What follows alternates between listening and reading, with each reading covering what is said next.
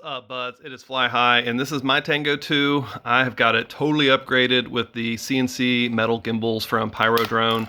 Absolutely love these. I've also got the ThumbGrippies on here, and you can see I've got the clear nostalgia case, which I have painted to customize it all myself.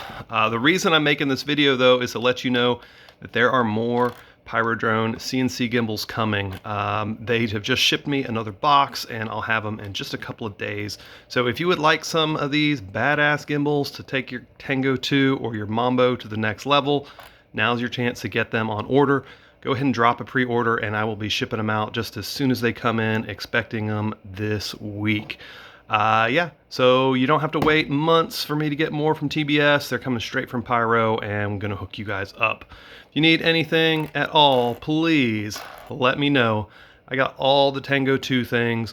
I have the stock gimbals. I have the Pro folding gimbals. I'm getting a restock on the CnC metal gimbals. I've got the add-on module bays if you want to put a radio in the back. I even got clear antennas just came in this week. Anything and everything you could ever want for a Mambo or a Tango 2 right here in one place, flyhighfpv.com.